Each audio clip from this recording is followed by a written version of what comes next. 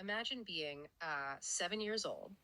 You've just finished reading a book for school and you're sitting there in your living room. Okay, setting the scene. Right. And your father, who is the super strict tax official, he demands that you verbally explain the plot and the underlying themes of what you just read. Oh, wow. For a 7-year-old? Yeah. That is intense.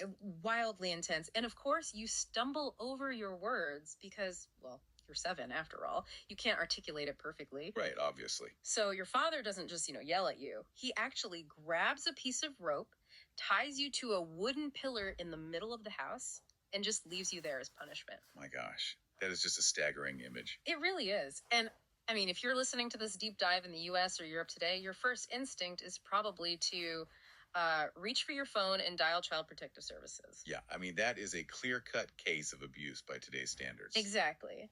But in the context of post-war Showa-era Japan, that was just, well, it was considered aggressive homework. It was just a completely different universe of parental discipline, right? I mean, driven by this frantic national push for intellectual rigor in a country that was rebuilding itself from scratch. And that image perfectly frames the massive, just incredibly rich stack of personal essays that you, our listener, brought to us for today's deep dive. It's a brilliant collection. It really is. We are looking at a lifetime of writing from a single Japanese author. I mean, we've got his childhood traumas, his reflections on this grueling corporate life, his navigation of a failing body, and some surprisingly sharp critiques of modern society. But the mission you gave us today is what makes this so exciting. You asked us to look at this source material specifically through the lens of cultural translation. Right, so translating context, basically, rather than just vocabulary. Precisely. We know these essays resonate deeply within Japan. But your prompt asks, how would they fare if they were translated into English for an overseas audience? Yeah, like which of these stories rely so heavily on Japanese societal norms that they just totally confuse a Western reader? And here is the truly fascinating part of your prompt up. The provocative hook, really. You asked, are there certain essays in this collection that might actually be received better, perhaps even championed overseas compared to their native Japan? Which is such a remarkable analytical challenge. Yeah. To really map this out, we have to recognize that an author's life doesn't just, fit neatly into one single cultural bucket. Right, it's messy. Exactly. So we're going to navigate this material in 3 distinct phases today. First, we'll examine his writing on the universally understood human condition. The psychological mechanisms of time, love, and aging that require almost zero cultural translation. I love that part. Yeah, it's beautiful. And then from there, we will wade into the deep, often uncomfortable waters of Showa-era friction, really analyzing that cultural chasm of Japanese family dynamics and corporate stoicism. Which gets heavy. It does. But finally, we will uncover what I believe are the absolute breakout hits, the essays, where the author engages in this quiet, pragmatic rebellion that independently mirrors core Western philosophies. Okay, I want to dive straight into that first phase, the universal human condition. Because before we even get to the heavy cultural friction, there are pieces in your notes that just, they hit me right in the chest as a human being. Yeah, he has a real gift for tapping into that. He really does. And the most prominent one is how he wrestles with the concept of time. The notes mention this specific set of essays he wrote about this, right? Yes. He actually penned an entire 4-part collection that he calls the Time Series, or Jiken series in Japanese. He's really trying to dissect that age-old cliche, why does time seem to accelerate the older we get? Okay, let's unpack that. Because usually when people talk about time speeding up, they immediately reference Janet's law, right? Okay, right. Remind me how that works mathematically. It's the idea that our perception of time is proportional to our age. That is the standard psychological baseline, yeah. Yeah. Paul Janet theorized that a time period is perceived in proportion to the total time you have already lived. So to a kid... Right, to a 10-year-old, 1 year represents 10% of their entire existence. It feels massive. But to a 50-year-old, 1 year is just 2% of their life. So it feels like a blip. A total drop in the bucket. But looking at the sources, the author doesn't just lean on that math, which I appreciate. Yeah. He takes a much more experiential, lived-in approach to the whole phenomenon. He does. He introduces this really vital caveat. He argues that this sensation of time rushing by primarily applies to how we view the past. Ah, okay. Yeah, so when a senior citizen looks backward, the last 40 years seem to have vanished in an instant. But he points out something profound. If you are a relatively healthy older adult just going about your Tuesday, You don't necessarily feel like the next 20 years are going to flash by in an instant. That is such a subtle, but crucial distinction. We feel the speed when we're looking over our shoulder, not when we're looking ahead. Exactly. And he contrasts this with youth, too. There's this great example he uses about a 15-year-old on summer vacation. To that teenager, the high school entrance exams that are 6 months away feel like they exist in an entirely different lifetime.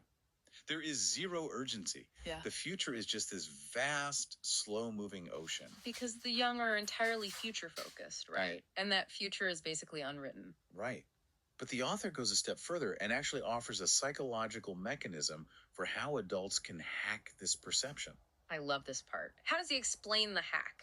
He argues that the perceived speed of time depends entirely on where we place our anticipation. Okay, what does that mean in practice? So he suggests that if you place what he calls joyful anticipation in your future, time actually stretches out and slows down again. Like having something to look forward to. Exactly. And it doesn't have to be a grand event. It could be planning a weekend trip or, even just waiting for a new episode of a TV drama starring your favorite actor. Yeah. When you place a positive anchor in the future, it becomes a destination you are walking toward. And that makes the present moment feel longer and much more robust. But, the flip side of that is kind of terrifying. If you place dread in the future, then time accelerates mercilessly. Wow. Yeah. If your future is only filled with anxiety, worrying about your body failing, fearing becoming a burden to your family, dreading a medical diagnosis, that dreadful future feels like it crashes into you instantly. Meanwhile, the actual day-to-day suffering just drags on forever. Precisely. He uses this incredibly relatable microwave analogy to explain the suffering part, right? Yes, I love that analogy. He says that if you are starving and you're standing in front of a microwave, watching the timer tick down for 10 seconds feels like a full minute of agonizing waiting. Right, because you want it so badly. But if you have a deadline approaching for an assignment you absolutely hate, those days just vanish. The anxiety propels the deadline toward you at warp speed. It's a brilliant distillation of subjective time. And this connects directly to his writings on his own physical decline, which is fascinating. Oh, yeah. He doesn't shy away from the dreaded future at all. He confronts it by reframing it. Yeah, the essay on his failing health, specifically the one about his glaucoma, Watashi no Ryu Kunaishu, is really striking. It is. He talks about losing 25% of the vision in his right eye. But instead of falling into that trap of dread, he uses this really compelling metaphor for aging. He says it isn't like falling off a cliff. Right. He describes aging and chronic illness as slowly walking down a spiral staircase. A spiral staircase, not a sheer drop. Exactly. It changes the entire paradigm of physical decline.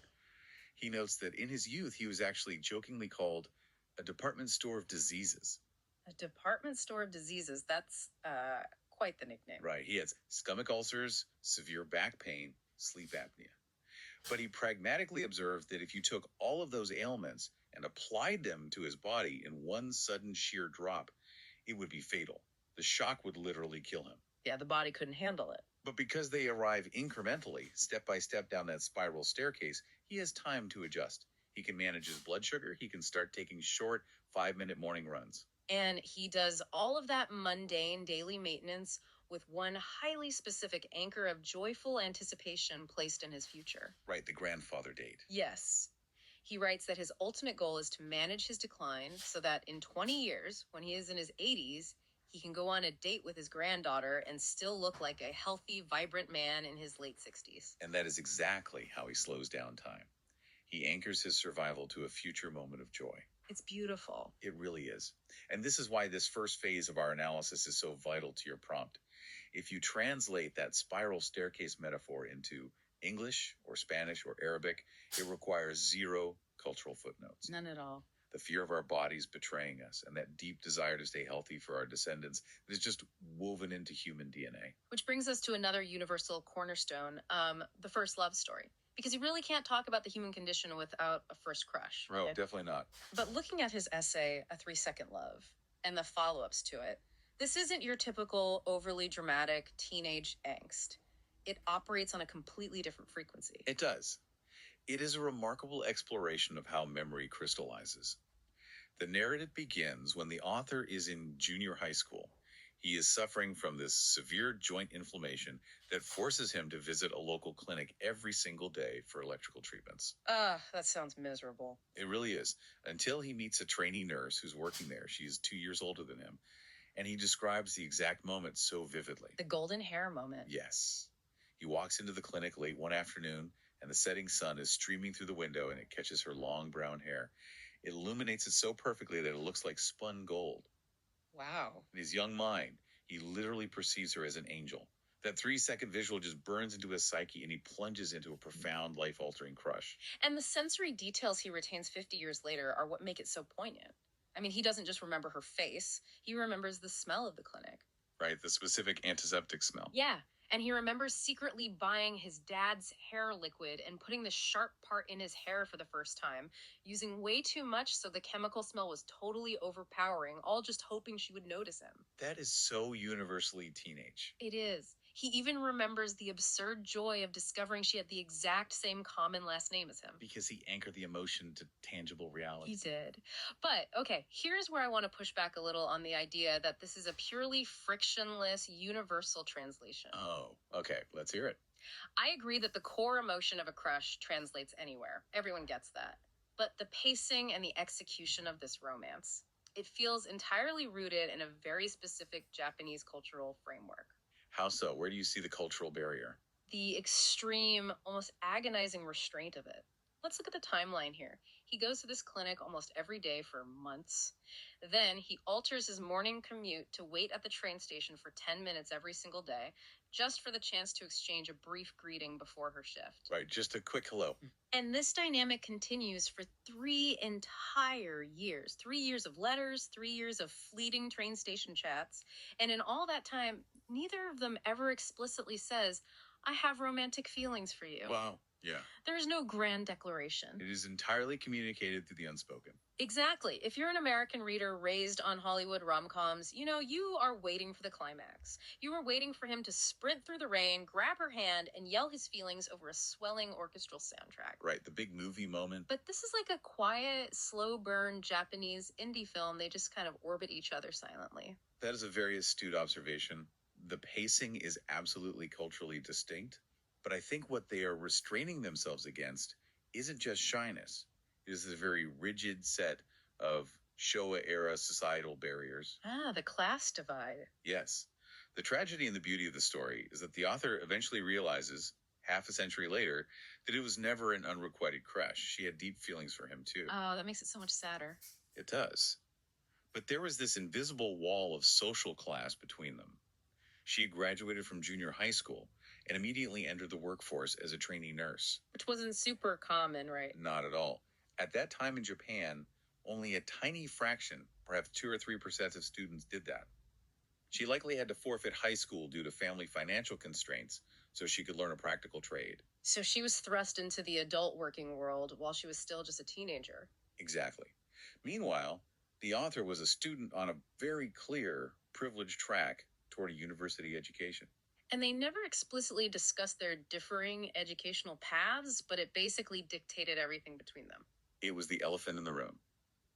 He felt inferior because she was a quote-unquote adult with a job and responsibilities. But looking back, he realizes she likely felt a deep sense of inferiority because he was on the elite academic track that she was denied. Right.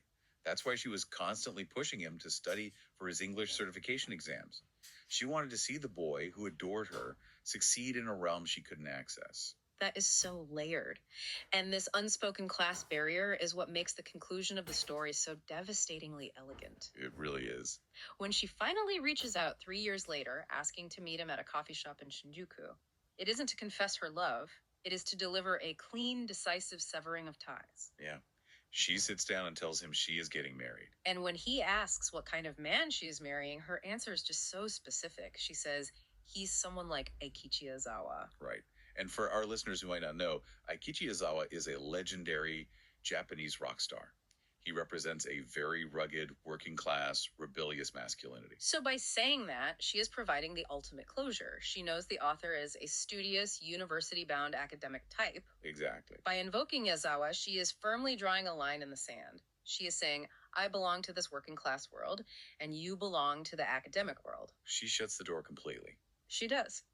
And it sets him free to focus on his impending university exams without any lingering what ifs.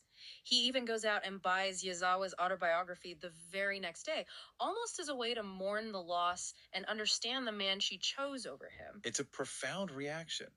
And the author actually analyzes her choice brilliantly, using a concept from behavioral economics and psychology known as the peak end rule. I heard of this in customer service, but how does it apply to a teenage breakup? Well, the peak end rule dictates that people judge an entire experience largely based on how they felt at its absolute peak and how the experience ended, Correct. rather than evaluating the total sum or average of every single moment. So, because the end was so definitive and graceful, it didn't taint the memory. Precisely. Think about it if they had tried to date. The societal pressure, the differences in their daily lives, the friction of their environments might have slowly eroded their affection. It might have ended in bitter arguments or resentment. Exactly. By ending it cleanly before the reality of their differing worlds could corrupt it, she preserved the memory at its absolute peak. To him, she is never a frustrated, exhausted girlfriend. She remains forever that golden-haired angel illuminated by the setting sun. Wow. That is heartbreakingly beautiful. So you're saying that while the slow pacing and the specific class dynamics are distinctly Japanese, the psychological mechanism, that bittersweet preservation of a perfectly pristine memory, is what bridges the gap for an overseas reader. Exactly. And he does this consistently. He anchors abstract, universal feelings of nostalgia to highly specific, tangible objects. You see it again in his essay about the Orient Watch. Ah, Orient Tokei to S. Senpai, the story about his childhood friend. Yes. There was an older boy in his neighborhood whom he calls S. Senpai. And S. Senpai was physically frail, suffering from an illness that prevented him from even riding a bicycle. But he still tried to be involved, right? He did. He dedicated whatever limited energy he had to organizing baseball games for the younger kids, basically acting as their mentor. And when S. Senpai finally graduated elementary school, his parents bought him a black Orient watch to celebrate. And to a young boy in that era, a real mechanical watch was the ultimate symbol of stepping into adulthood. It was a massive rite of passage. But tragically, S. Senpai passed away from his illness just a couple of years later. Oh, that's awful. It is. But the author's brain forged an unbreakable link between the tragic loss of his mentor and the brand of that watch. The author becomes quietly obsessed. In junior high, he actually buys himself an emerald green Orient Jaguar Focus model. And he wears it every day until it physically breaks down, right? Yes. And even decades later, as a grown man, he spends his time hunting down vintage reissues of those specific watches online. Because the watch isn't just a piece of metal and glass to him, it's a proxy. It's a physical manifestation of the adulthood his friend was denied. The tangibility of memory, a ray of sunlight catching brown hair, an emerald green watch dial, a microwave timer. These are the universally translatable anchors. Right. But if we are following our analytical map, this is where we must leave the safe harbor of universal human experience. Wait. Because that quiet endurance we just saw in the love story, it doesn't just apply to romance. No, it doesn't. When we transition into the second phase of our deep dive, the cultural mirror, we hit a massive translation wall. Yeah, this is where things get really uncomfortable. Because if a Western reader can relate to the heartbreak of a first love, I am not sure how they're going to process the author's essays detailing his Showa-era family dynamic. It's a tough read. It really is. Yeah. When you read the material about his parents, particularly his father, it feels less like a memoir and more like a psychological thriller. It does. It requires immense cultural context to digest without immediately dismissing the parents as merely villains. Let's revisit the image you opened the show with. The 7-year-old tied to a pillar. Right. The father was a tax official, and he basically applied the cold, merciless scrutiny of a tax audit to his own child's intellectual development. If the author couldn't deliver a perfect verbal book report, he was subjected to verbal abuse and physical restraint. And there was one specific essay that encapsulates this trauma perfectly. It's titled, I Guess You Don't Know, It's Actually Fun. Ah, the Sake bottle cap story. Yes. Collecting the colorful metal caps from Sake bottles was a huge fad among children at the time. So the author wrote a simple school essay about his collection. Just a normal kid thing. Exactly.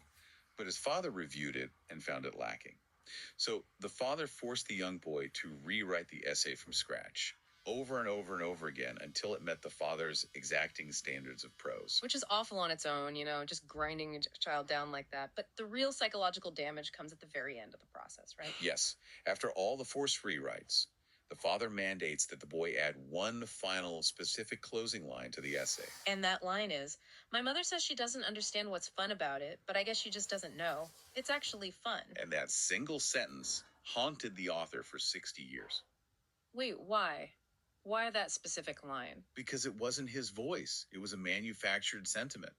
The author felt it was incredibly unnatural for a child to write.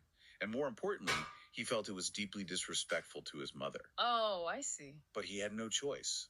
And the ultimate humiliation came when he was forced to stand up and read that exact falsified essay out loud in front of the entire class and the visiting parents on school observation day. He felt like a ventriloquist's dummy. Exactly. And the ripple effect of that trauma is just massive. I mean, he explicitly states that this relentless pressure completely killed his innate love for reading.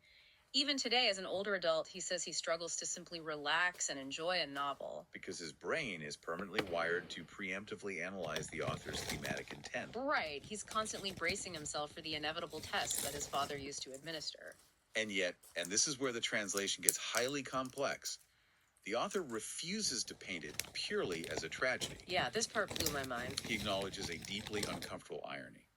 He says this brutal, terrifying training is exactly what made him highly articulate. It taught him how to construct bulletproof arguments. Yes, it taught him to never back down in a debate. Ironically, the very trauma that killed his love of reading is what forged him into a highly skilled writer. That is such a difficult concept to translate to a modern Western audience. I mean, we prioritize mental health and trauma recovery above almost everything else right now. We do? We just want to categorize the father as abusive, full stop. How does an overseas reader process the author finding utility in that abuse?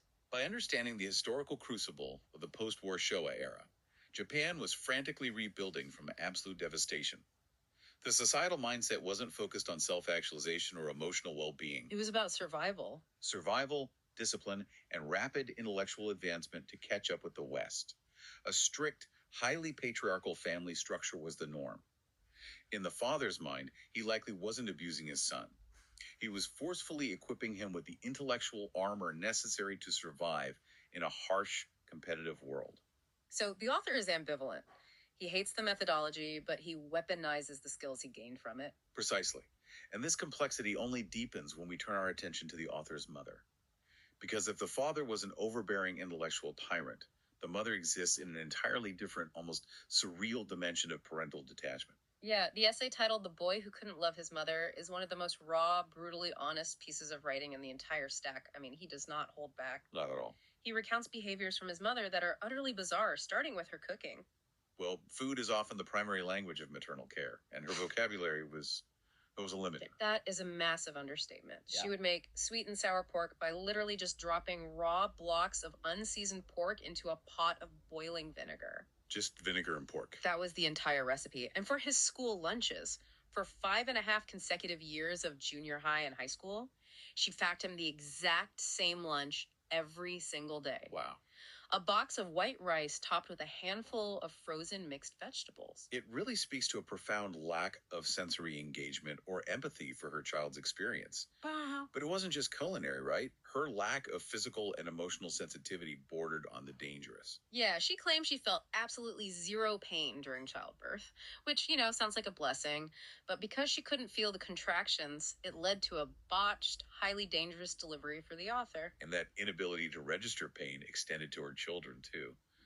The author recounts a horrifying incident where he developed a massive, agonizing boil on his leg. Oh, this story is rough. When it finally burst, pouring blood and pus all over the floor, a normal parent would panic or rush to comfort the child. His mother simply looked at the mess, smiled, said, "Oh, good, now you'll feel better," and calmly wiped the floor. Just totally detached. And her social interactions were just as erratic. She would walk up to older, completely strange women on the street and aggressively demand to know their age. Really? Why? Purely so she could prove to herself that she looked younger than them. Oh, wow. Yeah, she used terrible, discriminatory language right up until her death and stubbornly refused to stop when corrected. She even meddled in his college admissions, forcing him to lie to her social circle so it looked like he got into university through the grueling general exams rather than a recommendation, just to save face. It is a portrait of a deeply flawed, highly erratic woman. But then, right when you are ready to write her off completely, he drops in these anecdotes of her fierce, almost animalistic dedication. Ah, the fire extinguisher story. Yes. When the author was in preschool, he developed this strange toddler obsession with fire extinguishers. So, what does this woman do? Every single day, she walks him 30 minutes to a local department store just so he can stand on the stairs and stare at the fire extinguisher. And then they walk 30 minutes back. Every day, or the time his younger brother nearly drowned in a river. A local police officer fished the boy out and brought him straight home, dripping wet, without taking him to a hospital first for a medical check. And the mother, who was entirely unfazed by her other son's bloody leg boil, unleashed absolute fury upon the police officer for not prioritizing medical care. It's just wild. So, I have to ask, how does a Western reader process this? Because the narrative arc of a modern memoir usually demands a tidy resolution when dealing with toxic parents. Right. In a Western framework, you have two acceptable paths. Path A, you cut them off completely to protect your peace. Or path B, you have a tearful, explosive therapy session where everything is laid bare and you find mutual forgiveness. But the author does neither. Either. And that lack of explosive catharsis is the crux of the cultural translation barrier here. The author finds himself at his mother's funeral. He watches his father approach the casket. Now remember, the mother had a written living will explicitly stating she did not want artificial life support. Right, she made it clear. But the father, unable to let go, ordered doctors to insert a feeding tube anyway, prolonging her existence against her wishes. As the father looks at her corpse, he whispers, "You look beautiful today." And the author just stands there watching this surreal display of grief from the man who tortured him over books directed at the woman who fed him boiled vinegar. And he feels well. He feels cold. He internally questions if he is a terrible person, a defective son, for not feeling that overwhelming traditional wave of grief and filial piety. He doesn't find peace in forgiving her, and he doesn't find peace in confronting her. No. He finds resolution in a uniquely internal, almost microscopic way. By mirroring her. Yes. Sometime after her death, he is eating sweet beans. Instead of putting them in a bowl, he catches himself pouring them directly from the plastic bag into his mouth. Which is exactly the ill-mannered, odd way his mother used to eat them. And in that tiny, unrefined moment, he feels a sudden, profound connection to the weird adult child that she was. He accepts her strange nature by recognizing a piece of it in himself. It is a quiet, internal resolution.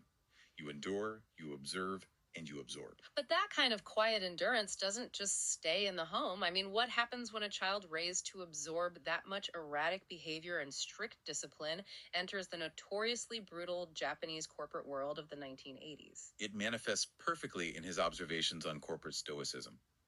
This brings us to another immense cultural hurdle, the essay titled The Swallowers and the Spitters, or Nomikomu Hito to Hakidasu Hito. Right, he basically divides the entire working world into two distinct categories when it comes to processing negative emotions. You have the people who internalize their stress, swallowers, and you have the people who express their frustrations loudly and outwardly, the spitters. Now contrast this with modern Western psychological advice. It's the exact opposite. I mean, in the West, we are constantly taught what I'll call the pressure cooker analogy. Let's hear it. Your mind is a pressure cooker. If you experience stress, anger, or unfairness at work, that builds steam. If you don't use the release valve, if you don't, quote unquote, spit out your emotions through therapy, setting firm boundaries, or speaking your truth, the cooker will eventually explode, damaging you and everyone around you. The Western goal is to vent the steam to save the vessel. Exactly. But the author introduces a uniquely Japanese mechanism. Let's call it the containment vessel, or the shock absorber. The goal isn't to save the vessel. The goal is to protect the surrounding environment from the vessel. He views swallowing emotions as a noble, deeply protective sacrifice. He tells this heartbreaking story about his own son. Oh, the note. Yeah, when his son finally grew up and left home, he left a note for his parents. The note simply said, "Thank you for never bringing the bad things from the outside world into our home." And the author was profoundly moved by that. It validated decades of silent suffering. He had swallowed years of corporate stress, unfair bosses, exhausting commutes, and difficult departmental transfers, specifically so his family wouldn't have to bear the toxic runoff of his anger. If you're listening to this in America, you're probably looking at that and thinking, that is beautiful, but it is deeply tragic. Like, who is taking care of you? It feels like self-destruction masquerading as nobility. And that reaction is precisely the translation barrier. What the Western reader sees as self-destruction, the Japanese cultural framework sees as the ultimate expression of societal harmony. Maintaining the peace of the collective. Yes. Whether that is the family unit or the office ecosystem, maintaining harmony is prized far above individual emotional release. He points out how jarring the contrast is when foreign tourists visit Japan, actually. Western tourists often loudly express their joy, their frustration, or their anger in public spaces like trains or restaurants. Because they're used to venting the steam. Right, and the author notes that this deeply shocks the swallowing Japanese public, who view shared spaces as sacred zones where you are obligated to suppress your individuality to maintain a calm baseline for everyone else. And he illustrates the absolute mastery of this concept with a brilliant observational essay set at an airport. Oh, the airline complaint story. This is fascinating because he really breaks down the mechanics of customer service de-escalation. Walk us through it. So he is waiting at the airport and he watches a deeply angry customer screaming at a young junior female airline employee. The customer is furious over some specific airline policy. The author is watching this unfold, fully expecting the standard bureaucratic corporate response. Which would be, what, in a Western context? In most places, another employee comes over, they form a united front, and they just coldly recite the rule book at the customer until he gives up, or security is called. It's a defensive wall. But that is not what happens here. Not at all. A senior male manager walks over, and suddenly the author witnesses this highly orchestrated psychological maneuver. The junior female employee turns her back slightly to the customer, faces her manager, and begins to brilliantly role-play the angry customer's exact perspective. She advocates for the aggressor. Yes. She explains the customer's frustration to the boss with genuine empathy. She completely validates the man's anger, basically acting as his defense attorney right in front of him. And what happens to the customer's anger? It evaporates instantly. Because the fundamental human desire in an argument is to be heard and validated. Right. The moment the customer sees this employee fighting on his behalf against the system, he no longer needs to yell. He feels understood.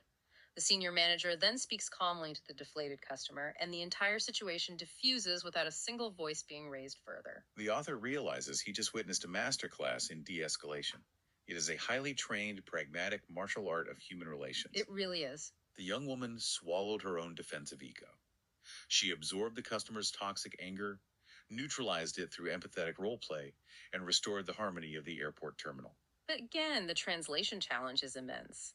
A modern Western reader might look at that scenario and say, that airline is forcing a young female employee to absorb emotional abuse from a hostile male customer to protect corporate policy. That's toxic. Exactly. But the author sees it as an elegant, tactical victory of emotional labor.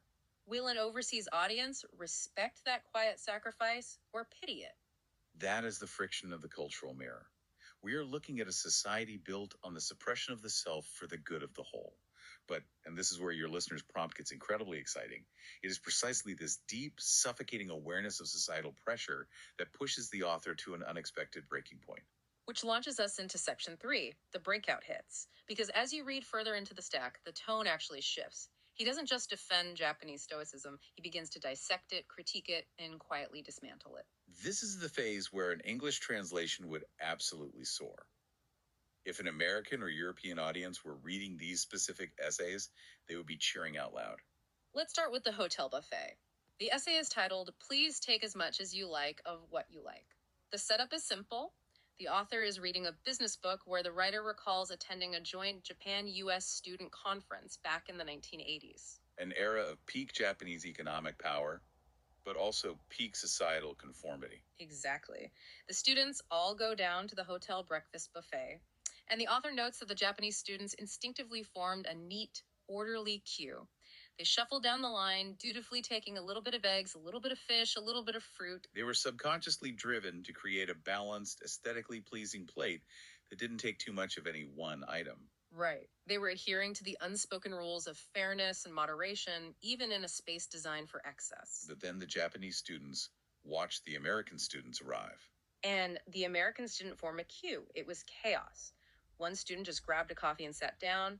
Another student walked straight to the meat station and piled a massive mountain of bacon onto his plate, completely ignoring the eggs and fruit. They were exercising a specific type of freedom. The freedom not to be balanced. Exactly. And the author reads this anecdote, and it triggers a profound epiphany for him. He realizes that the Japanese are culturally shackled to a state of unfreedom, even when they are explicitly offered a choice. The deeply ingrained societal programming to be moderate, to wait in line, to do what is expected of a good citizen, completely overrides their biological and individual desire to just eat what they actually want. It is a phenomenal microsociological observation. The buffet line is basically a microcosm of the nation.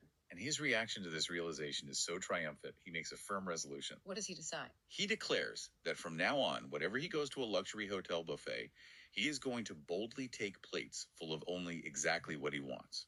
If he desires 3 massive plates of roast beef and absolutely 0 salad, he is going to take it without an ounce of guilt.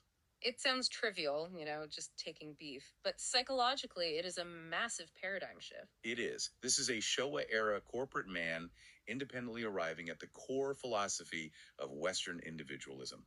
He is actively choosing personal liberty and desire over collective aesthetic obligation. It is a quiet culinary rebellion. And he doesn't stop at the buffet. He takes this newfound rebellious energy and points it directly at the way Japanese society categorizes people. There is this fiery essay titled Rashisa. Rashisa is a difficult word to translate perfectly. It loosely means acting like yourself or conforming to typical behavior associated with your role or personality. And he violently critiques this concept. He notes how incredibly dangerous the phrase, "that's so typical of him," or "that's not like her at all," can be. He tells a great story to illustrate this, right? Yes, a female coworker brings her newborn baby into the office for a visit. The author happens to absolutely adore babies, so he drops his serious demeanor, runs over with a huge beaming smile, and starts cooing over the infant. A completely normal human reaction. All right. But his younger colleagues are genuinely shocked. They look at him and say, "Wow, we didn't know you had this side to you. That's not like you at all." Because they had him boxed in. Exactly. He had been slapped with the rashisa of the serious, stoic manager, and he realizes in that moment that these labels are practically magic spells that restrict human potential. Once you're labeled, you're trapped. Yeah. When you aren't in the room, people use these labels to predict how you will act. Like, "Oh, he won't want to come to the party, he's too strict." The label takes on a life of its own. It becomes a rumor, and it traps you in a behavioral cage that you aren't even aware of. This specific essay would map flawlessly onto the global conversations happening right now in the West. Oh, for sure. We are constantly discussing the dangers of stereotyping, the rejection of societal boxes, and the embrace of intersectionality. The idea that a person can be many contradictory things at once. And the author concludes that true rashisa, true selfhood, isn't about conforming to a label. It is precisely the ability to defy the expectations people project onto you. He argues that human beings are vastly too complex for single-word magic spells. It's a brilliant defense of the multidimensional self. But my absolute favorite example of his rebellion, and the one I think shows his true genius, is how he navigates alcohol and fashion. Oh, the visual of his teenage rebellion is quite striking. That's amazing.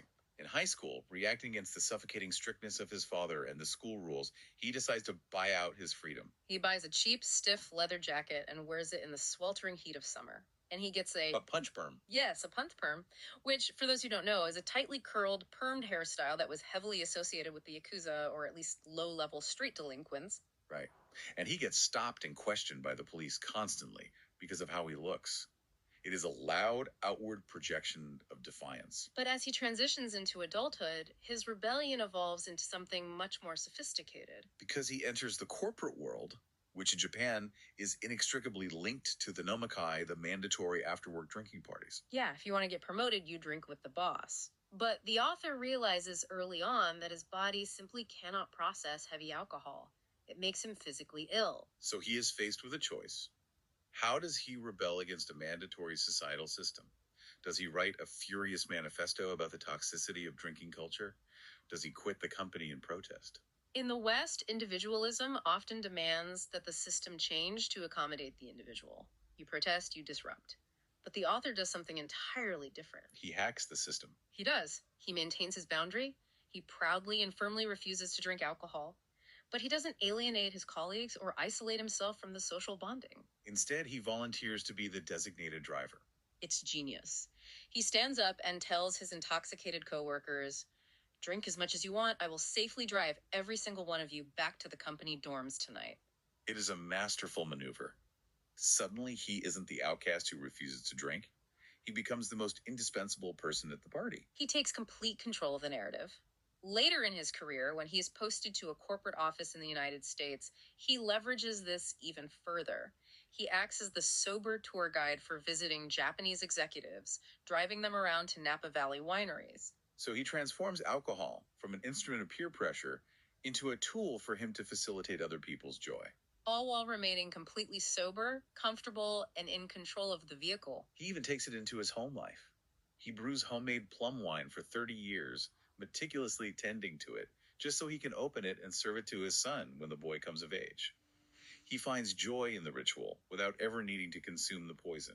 I look at this and I think this is what an Eastern flavor of Western individualism looks like. That's a great way to put it. He protects his individual liberty, his bodily autonomy regarding alcohol, but he does it in a way that actually strengthens the collective harmony. He doesn't burn the community down to keep himself warm. He just redefines his role within it. It is deeply pragmatic. And I think this specific nuance would be absolutely captivating to an overseas readership. A lot of Western readers are exhausted by the hyperpolarized, highly destructive nature of modern individualism, where every boundary setting becomes a battleground. Right, where everything is a fight. Exactly. The author offers a blueprint for quiet, constructive defiance. You can refuse to conform, but you can do it while driving the car safely home.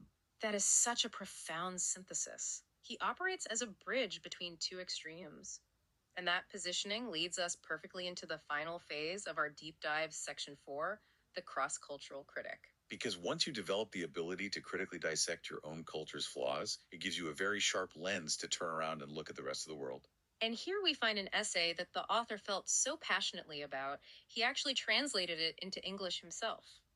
It is explicit proof of his desire to communicate his theories to an overseas audience. It's his essay titled Plea for Cursive. Right. He comes across a news article detailing how American public school systems are systematically dropping cursive handwriting from their curriculums. The article features a mother lamenting that her daughter will never be able to read her late grandmother's handwritten recipes. And the author is genuinely heartbroken by this cultural loss. It is a stunning piece of reverse cultural observation. It really is. You have a Japanese man writing from Tokyo, pleading with Americans to recognize that they are carelessly throwing away a precious piece of their own cultural heritage. He approaches it with such sharp logic, too. He points out the absurdity of the American complaint that learning cursive is too much of a burden for students. Well, yeah, he notes that a Japanese student has to memorize thousands of complex, multi-stroke kanji characters just to be able to read a daily newspaper. The idea that learning 26 flowing letters is an insurmountable academic hurdle is, frankly, ridiculous to him. But his argument goes far deeper than just academic effort. He moves into the realm of neurology and cognition. He compares English cursive to Japanese gusho. Which is the semi-cursive flowing style of calligraphy. Right? Exactly. In gusho, the brush rarely leaves the paper. The characters flow into one another.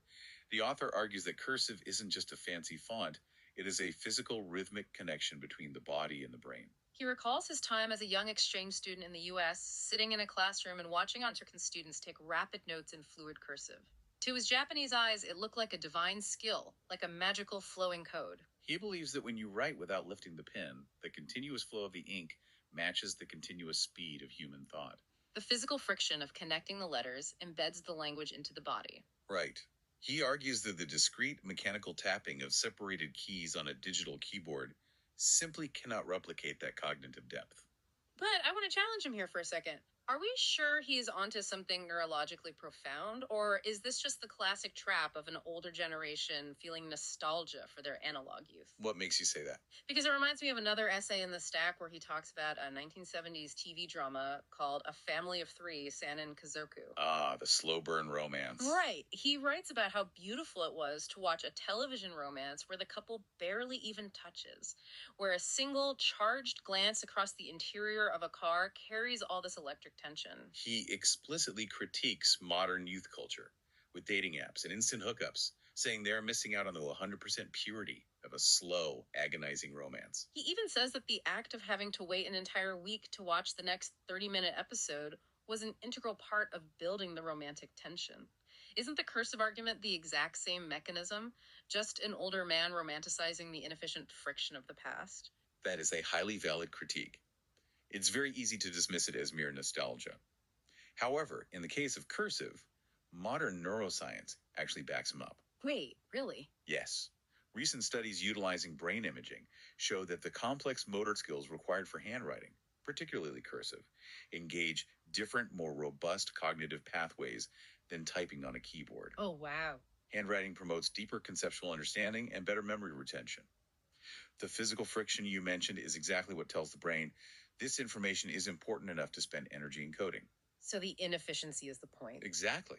The author senses this intuitively. He views the hyper-efficiency of modern digital life, whether it's the instant gratification of swiping right on a dating app or the frictionless typing on a screen, as a strip mining of the human experience. He is arguing that by removing the friction, we are removing the soul. And he applies that exact same critical, empathetic logic to modern education reform in Japan, specifically the way they teach English. The CLIL method mandate. Let's explain that. CLIL stands for Content and Language Integrated Learning. Right. The Japanese government issued a mandate that English classes must be taught only in English. Total immersion. No Japanese allowed in the classroom. On paper, it sounds like a progressive, modern solution to Japan's historical struggles with spoken English. But the author looks at how this policy impacts the actual human beings in the room. He focuses his empathy on the older generation of Japanese English teachers. Because these are teachers who learned English decades ago through the grammar translation method. They can read complex English literature, but they were never trained to speak it conversationally. And suddenly, the government demands they run entire classrooms purely in spoken English. The author recognizes that these older teachers are absolutely terrified. They are afraid of making grammatical mistakes in front of teenagers and losing the respect and authority they've built over decades. Right, and if you force an experienced educator into a position where they look foolish, their defensive walls go up, and the entire educational system fails. So his proposed solution is incredibly compassionate. He doesn't join the chorus of people yelling, "Fire the outdated teachers." Instead, he advocates for a hybrid approach based on a psychological framework called ZPD. The Zone of Proximal Development, developed by Lev Vygotsky.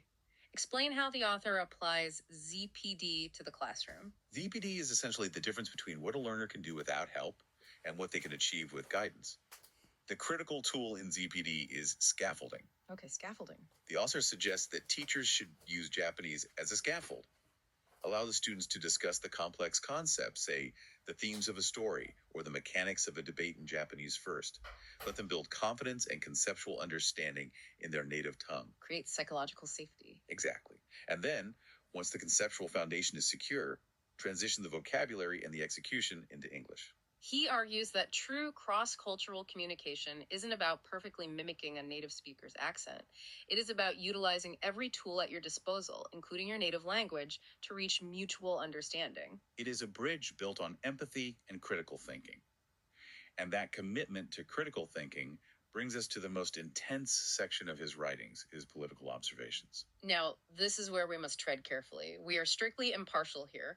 We're examining the structure of his arguments rather than endorsing any specific political outcomes. Absolutely. What is fascinating about his political essays isn't whether we agree or disagree with his stance on any given party or policy. What is fascinating is the philosophical mechanism he uses to dismantle lazy arguments. He demands nuance in a world completely obsessed with polarized sound bites. Take his essay analyzing the phrase anti-war, titled Sensu Hantai to Wa. Right. The author notes that as a child growing up in post-war Japan, the phrase anti-war was treated as an absolute, unquestionable moral good. It was a societal baseline. But as he watches modern global conflicts unfold, like the invasion of Ukraine, he begins to actively question the vagueness of that specific slogan. He poses a deeply uncomfortable, pragmatic question to his readers. If Japan were to be unilaterally attacked by a foreign power, what does anti-war actually dictate we do? Does it mean surrendering immediately without a fight to prevent bloodshed? Or does it mean fighting back defensively until a peace treaty can be negotiated? He is highlighting a massive generational and ideological divide. regarding geopolitical realism. He argues that a slogan like anti-war has devolved into a thought-terminating cliche. It is a bumper sticker that allows people to feel morally superior without ever having to grapple with the horrific pragmatic realities of national defense. And again, he isn't necessarily arguing for militarization. He is demanding intellectual rigor. He is begging society to clearly define their terms before they start shouting them. And he takes this demand for intellectual consistency to its absolute peak in his blistering essay, The Mistake of Not Forgiving Mistakes. This is a phenomenal piece of critique. He's reading an op-ed published by a prominent older scholar. This scholar is furious because the ruling Conservative Party just won a massive election victory in Japan. This scholar writes a scathing article essentially stating that young voters are foolish for prioritizing immediate economic stability over systemic reform, and he haughtily demands that the young people who voted for the ruling party take responsibility when the country inevitably goes wrong. And the author just completely eviscerates the scholar's logical framework. He dismantles it piece by piece because the author notices a glaring hypocrisy. In that very same op-ed, the scholar starts by fondly reminiscing about his own youth. Right. The scholar admits that when he was young, he passionately believed in communism, but as he grew older and saw the realities of the world, he realized it was flawed and changed his mind. And the author seizes on that admission. He points out the staggering arrogance required for the scholar to demand the right to make massive, radical, ideological mistakes in his own youth and be granted the grace to change his mind later, while simultaneously refusing to grant that exact same grace to today's young voters. The author writes a line that is just devastating. He says, "If a person who can admit their own youthful errors cannot tolerate the errors of others today, then your justice is fundamentally flawed." Oof. Furthermore, the author exposes the mathematical fallacy of the scholar's rage. The scholar is aggressively attacking the young people who actively went to the polls and voted for the ruling party. But the scholar says absolutely nothing about the millions of young people who were apathetic and didn't vote at all. Which is wild. The author argues that in a functioning democracy, actively participating and making a choice, even a choice you might regret a decade later, is vastly superior to cynical apathy. He defends the messy reality of the democratic process. It is a brilliant plea for critical thinking over blind ideological conformity. He wants his readers to stop reflexively hitting the like button just because an article bashes the opposing political team. He wants them to actually read the underlying logic being presented. Exactly. And when you pull all of these disparate threads together, the childhood trauma, the corporate stoicism, the buffet rebellion, the defensive cursive, the political logic, you see an author of incredible, almost contradictory complexity. He is a man who is deeply, immovably rooted in his Japanese identity. He intimately understands the harsh stoicism of the Showa era, the crushing pressure of the corporate hierarchy, and the silent, swallowing devotion required to protect a family. Yet, simultaneously, he possesses a remarkable philosophical flexibility.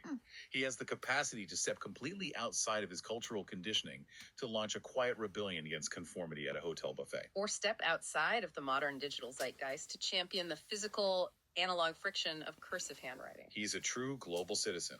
Not because he travels constantly, but because his mind refuses to be constrained by geographical or ideological borders. Which brings us to the end of our deep dive today. We started with a massive stack of Japanese essays and a central question: how would these translate overseas? What would resonate? And our analytical journey proved that his work operates on three distinct, fascinating levels. First, we have the universal human truths, the graceful, bittersweet closure of a first love via the peak-end rule, the existential anxiety of a failing body managed by placing joyful anticipation in the future. Those require no translation. They speak directly to the mechanics of the human heart. Second, we hit the cultural artifacts, the terrifying discipline of Showa-era parenting, the quiet, tragic dignity of swallowing your toxic emotions to act as a shock absorber for your family. These require deep context. If you're an American reader, your initial instinct might be to recoil from the lack of confrontation or therapy. But if properly framed, these essays offer a profound, challenging alternative to the Western demand for constant, loud emotional release. And finally, we uncovered the breakout hits, The essays where his quiet, pragmatic rebellion against restrictive societal labels, his rejection of Rashiza, aligns perfectly with modern global conversations about intersectionality and individual liberty. He independently engineered an Eastern flavor of Western individualism that maintains harmony while setting boundaries. It is a remarkable body of work. It truly is. But I want to leave you, our listener, with one final provocative thought to mull over. We have spent this entire hour analyzing how to translate these essays across geographical borders, moving them from Japan to the West. Right. But as I read through his poignant reflections on his adult son, his younger colleagues who don't understand his labels, and his hopes for a date with his granddaughter in 20 years, it hit me. A different kind of border. Yes. What if the ultimate translation barrier for this author's work isn't language and it isn't geography? What if the ultimate translation barrier is time? Generational translation. The gap between eras. Exactly. Think about the trajectory of technology and culture. The real challenge might not be translating the nuance of these essays for an American reader sitting in New York in 2026.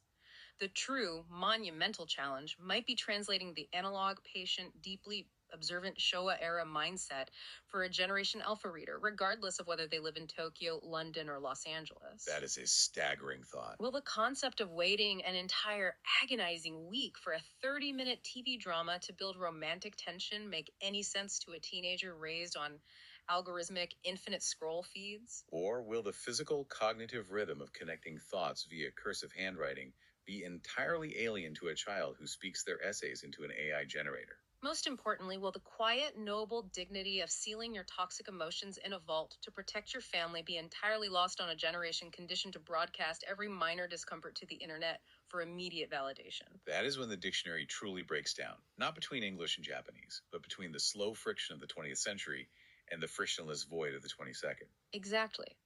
When you step into the world of human memory and cultural evolution, the X-ray machine of translation is always going to be a little murky. Always. But navigating that murkiness, finding the shared psychological threads that connect a Showa-era tax official's son to a modern Western reader is exactly what makes the effort so incredibly worthwhile. Thank you so much for bringing this phenomenal stack of sources to the table today. It has been an absolute privilege to look at this deeply personal writing through such a wide global lens. Keep questioning, keep reading, and we will see you on the next deep dive.